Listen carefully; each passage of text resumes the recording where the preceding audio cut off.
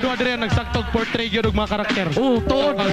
Gikan sa usa ka dancer nga nahimog radio DJ. Sila nako ay salamat. Tadi ug maayo kalang yung mga dream. Dayon TV host. Labi na sa may sad. Layo na ang naaptan karon di Cagayan de Oro City Councilor Malvern Bernie Bitok-Bitok Esparcia. Gipamatud-an niya nga ang usa ka simpleng komedyante adunay dakong mabuhat sa kalambuan sa dakbayan isip miyembro sa konseho. Nahimo siyang tingog sa yano nga Cagayanon para sa hayag nga kaugmaon.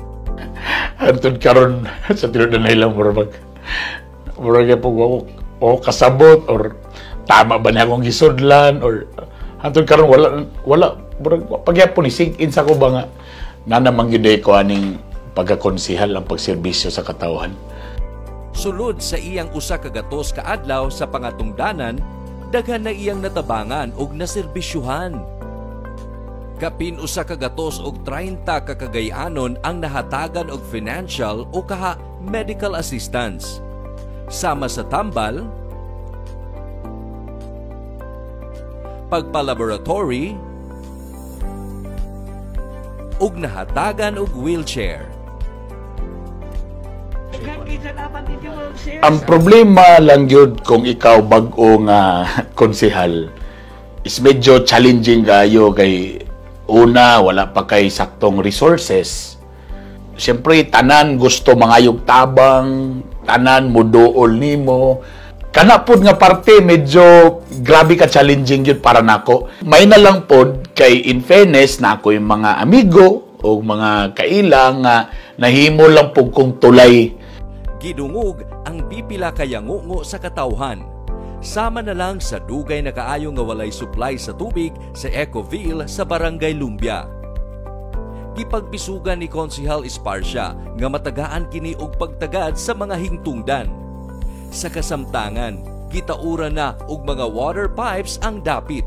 Og sa di madugay, muagas na ang tubig sa gripong taod-taod nang naughan. Nalipay gyud ko actually sa idea nga sukad na mo kong konsehal, dagang kay PM, kana ba nahimo kong subungan sa klase-klase mga sektor. Do challenging para nako kay kung imong naon wala gyud ko'y chairmanship. Wala ko'y chairmanship. Pero may na lang kay allowed ra pug ko nga moapil og mga committee hearings. Tungod kay ang ako ra pong pwede makaya buhaton kay moadto mabisita nila at least mapakita nako ang ilang realidad or ilang real situation. Bisang pagdili man ako tanan matagaan o masulba ng ilang problema sa ngalan lang nga ako naa diri para maminaw silang problema. I think para nako medyo dako na siyang tabang. Nalipay ko again nga nahimo ko nilang sumbungan. So pasabot ana, nagsalig sila nako. Gisuportahan sab ni Konsehal Esparcia ang local farmers pinaagi sa matag Domingo nga tabo-tabay sa uptown area. Dugang kinitaan kini sa mag-uuma tungod sila na mismo ang magbaligya sa ilang produkto. Ingon man nga presko ang mapalit sa mga konsumidor.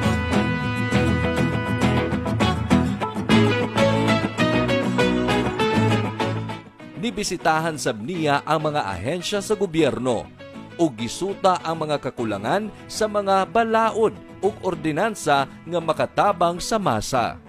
Sama na lang sa Department of Labor and Employment kon DOLE, Overseas Workers Welfare Administration o OWA, Land Transportation Office kon LTO, Land Transportation Franchising and Regulatory Board kon LTFRB, ug ang PhilHealth.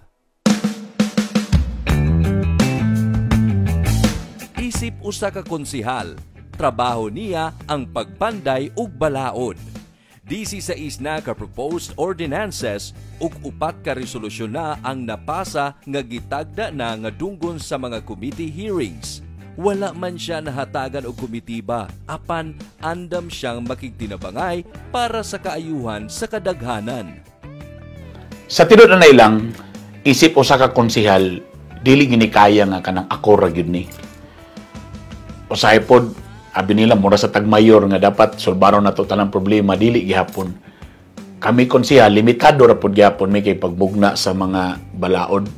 Mo bitaw nga ako ni duol gyud ko sa mga klase-klaseng mga ahensya. Ako na mismo ni duol sa mga ahensya kay syempre kailangan magud ni og kuan kanang partnership tinabangay mura gini siya.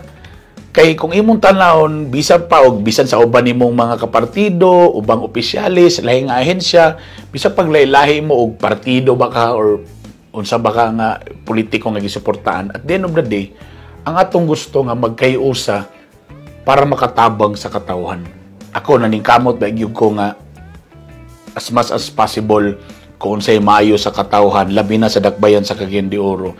Nagpadala ta og mga resolusyon dili wa ta kabalo kung makatabok ba na or suportaan ba na or dili, pero at least naningkamot kita nga makahatag gayud og mga posible nga mga ordinansa nga para sa katawhan. Muna ako dako akong pasalamat sa katong una sa mga tao nga since katong pagdagan pa lang nako nga nituog gid sila nako o hantod karon nituog pagyapon sila. Salamat. Katong uban nga medyo nay doubts sa akong pagdagan kay basig mahimo lang daw ko og clown. Ako okay ra po na sa ko kay na challenge man ko ana nga ako pang buhaton ang akong trabaho ug para po na i-prove na ako sa ilaha nga komedyante lagi ko pero pag abot pod sa konseho makalaban gyapon ta ana ba kumbati gyapon ta. Ato magyung paminaw isang majority ang katibuk-an tanaw nato kung kanya tong buhaton makahatag ba ni og kahapsay sa dakbayan o makahatag ba ni og kaayuhan sa katawhan. Mora man gyud na mora na ang mensahe diya. Anya na ang idol ng bayan! Konsihal o kagawad esparsya man ang tawag kaniya karon. Apan para sa mga Cagayanon, siya gihapon si Bernie Bitok-Bitok, ang komedyante nga naghatag kanila og kalingawan sa radyo ug telebisyon, nga karon nahimong dangpanan sa mga nanginahanglan kinsa andam maminaw sa mulo sa kadaghanan. Og tinuoray nga nagtuo nga ang pangatungdanan usa ka serbisyo publiko nga ang katuyuan walay lain kundili ang kaayuhan sa tanan. Sa unang distrito, Espasya